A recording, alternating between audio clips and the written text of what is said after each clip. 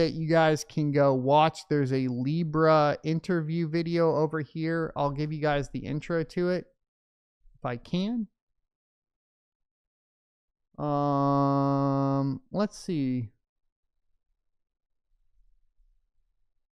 It is on system.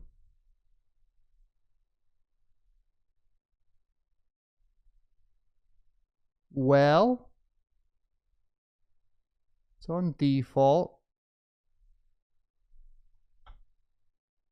I apparently have lost all audio here, which is going to be a problem here in just a second. But there was an interview by CoffeeZilla over on his channel with the Libra team. I definitely highly recommend going and checking it out. I am going to check and see why my audio is not working, because we did have this all functioning earlier.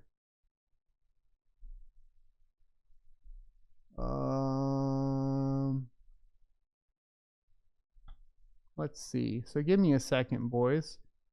It never fails when you're kind of trying to put everything together. You think it's going good, and then, oh, I know why it's failing. I'm a silly goose. Okay, so here we go. Let's watch this intro so we can get an idea, and then I'll let you guys listen to the whole interview because it's quite long. For the last 48 hours, I've been investigating the Argentinian meme coin disaster known as Libra. If you don't know, the president of Argentina posted publicly supporting this meme coin, and subsequently it has all crashed, and people have wondered where the money is, with $100 million seeming to go missing.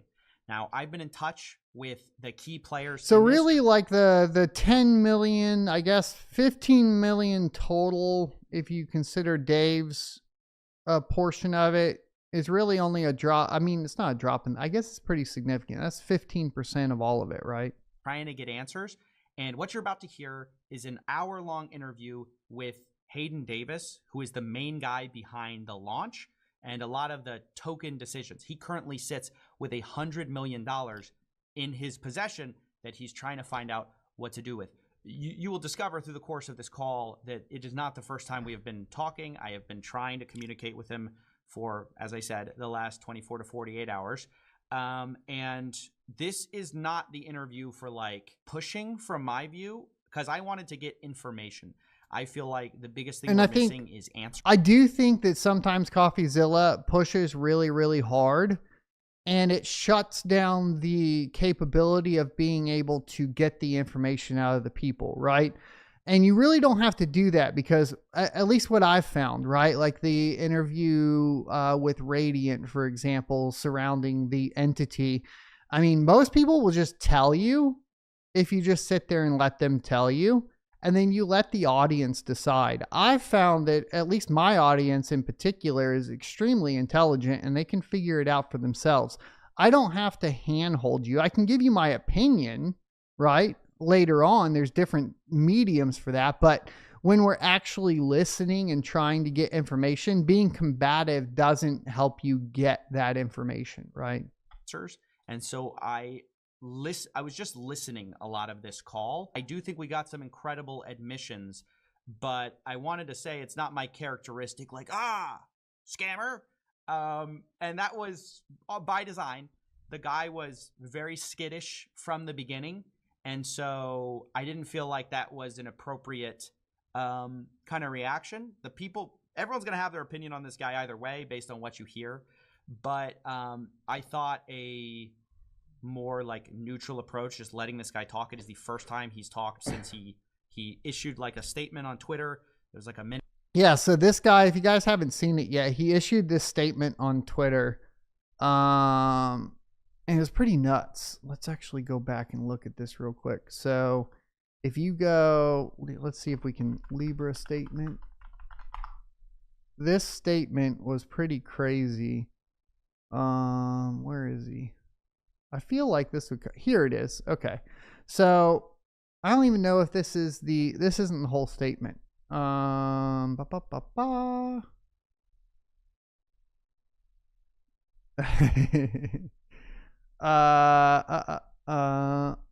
There it is. Okay. Addressing Libra. Here it is. Let's go ahead and take a listen to this, guys. And then you can go watch the whole, CoffeeZilla post as well. We're not going to react to the whole thing there. What's interesting about this, and I'll let you guys have your opinion on it. It's pretty crazy, all of the admission here. I feel like if you watched FTX, for example, and you watch that go down and you participate in crypto, you would know this is exactly what not to do. You need to essentially lawyer up and shut up, right? James Hayden, I know there's tons of frustrations.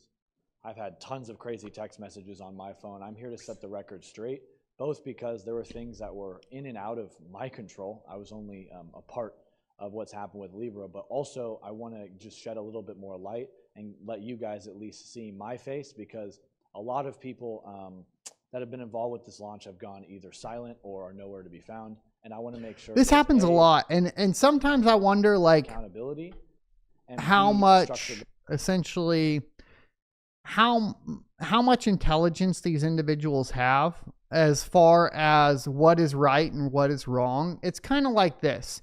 You know, a lot of people will talk about, for example, the evils of watching pornography, right? And it's usually the reason I use that term, right? Or pornography. Let's do that. But the reason why people are, warn you about things like corn or drugs, right, is eventually it's like a slippery slope. Not the argumentative fallacy, but essentially the idea that you basically start here and then it gets slippery and you find yourself in addiction that comes out of hand, right? Goes out of hand. I think that's what we're seeing with a lot of the meme coin devs, right? They launch a token. We've made it so easy to where anybody can kind of do it. They make some money off of it, and then they do it over and over and over and over again, and they become desensitized to the ethical ramifications that are involved surrounding it, right? Even to the point to where they don't realize that there's an ethical or moral issue with what they're doing. And I think this is something, as a cryptocurrency YouTuber, I've noticed over many, many years. It's why I'm extremely careful surrounding all this sort of stuff.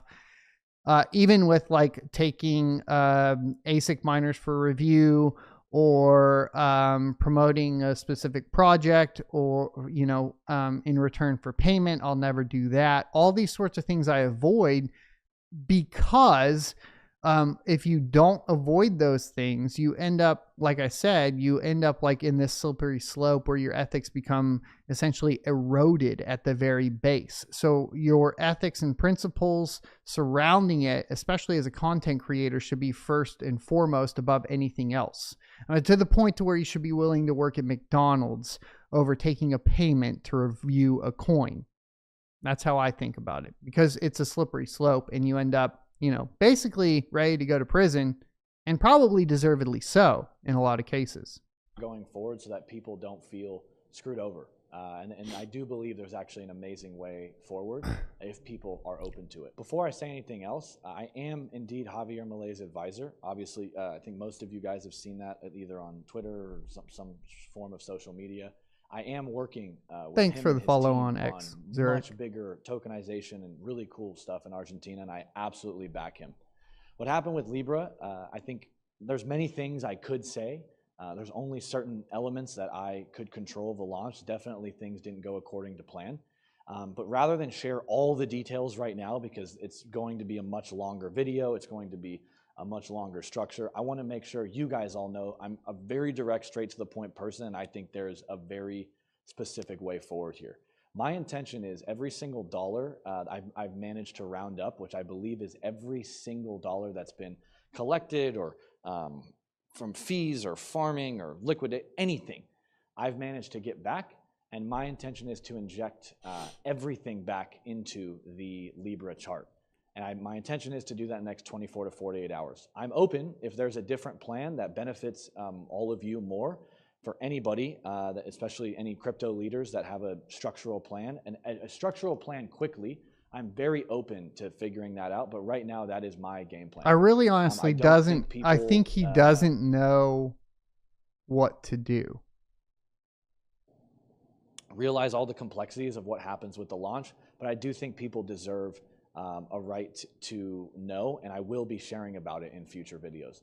For now, I wanted you guys to just see my face. My statement will be below, but I think addressing the elephant in the room, which is in the next 24, 48 hours, and unless somebody has a better idea, any funds that I've been able to get back in my possession from all the parties involved, I intend to put right back into the chart and either burn or lock on the liquidity side. And I do call on all the people that benefited from this on the fee side, whether that was Photon, Bullex, Meteora, Jupiter, Moonshot, any of those guys that collected any amount of fees to do the same thing, as I do believe this could be quite the success story if flipped differently, but also I think it's fair. And I think that is at minimum what should happen in this particular case. So anyways, we have more information. I'll share a more of a statement below, but I wanted you guys to see my face, and I'm sure we'll talk again more soon. All right, so he also released this statement on the bottom. He was the launch advisor for the Libra token. Now, here's what I'm going to say, because a lot of people might not like my opinion on this, because a lot of people want to say that it's malicious. And I actually think that SBF wasn't malicious either. I know, shocker, right? A lot of people think that essentially, these people are being malicious, and in general, I'm not necessarily sure that's true, even with something like the Hawk Tua coin. I think they don't know what they're doing. And I think that we've made crypto so easy to deploy tokens that we just have absolute idiots popping in, creating these tokens, and then getting sniped on top of working with, actual ill intent individuals that, basically are insiders. I think that this is something that continues to happen and will continue to happen more and more, especially as these types of things become easier and easier to deploy. Now, what do I think a solution to this is? And as I do actually think there is a particular solution when we're talking about creating tokens for utility. And it's kind of funny because it's related to Radiant, right? So first of all, Radiant as a base layer 1, I have a lot of issues with as far as the entity, the slow rug pull by the entity that's been happening over the past course of, the past 6 months or so.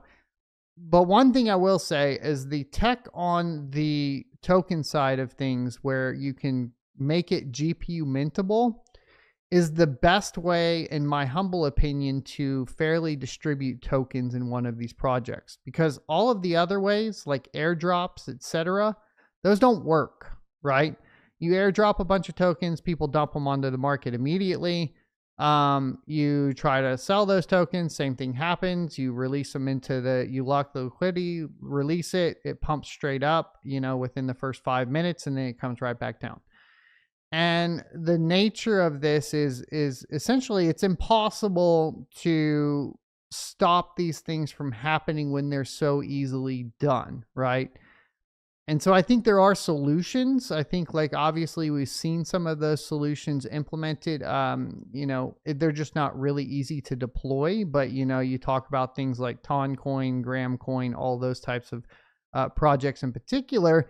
They kind of alleviate that with some form of proof of work. It's not really proof of work, but it's minting of the tokens via a physical hardware or a physical device. And I think that is one way that you can help smooth out these transitions, is by basically having that fair launch of a token via some sort of GPU minting. And I think that's something that could be utilized to resolve a lot of these issues. And basically, if it's not a GPU mintable token, you don't participate within it, right? I mean, that's kind of the way I would look at it. It's the same way I look at, like, mining cryptocurrency in general, unless it's like actively 24/7 profitable. If we're talking about a spec mine or something like that, you're going to be picking projects that are built from the ground up, that have launched fairly, et cetera, right? And I think that's really what we're looking for in general when we're talking about cryptocurrency projects overall. And these are the types of things to avoid. And I think moving forward, like, obviously we've had Trump coin, be slow rugged, for lack of a better term. Really, it's just inexperience and terrible teams running them with basically an inability to control the market that they think they can control at the end of the day. I'll always say this: you can only make so many millionaires before they realize being a millionaire, right? And so we all like to pretend that, like, oh, you know, it's got a strong community, everybody's holding. Yeah, that it takes one guy to become a millionaire and realize it to completely crash the chart, right? And that's just the nature of the beast. This is a PvP game. And to think anything differently, as things are, especially the easier it is to do, the more it's going to be done. And I think a lot of people just don't understand these basics that are hopping into it and creating projects like this. And like I said, you're seeing it with Trump, Melania, Libra, Hawk2a coin. Like, all of these tokens have the exact same chart pattern. There's nothing new. It's not new. And to think that you're going to outplay the insiders is absolutely retarded. Okay?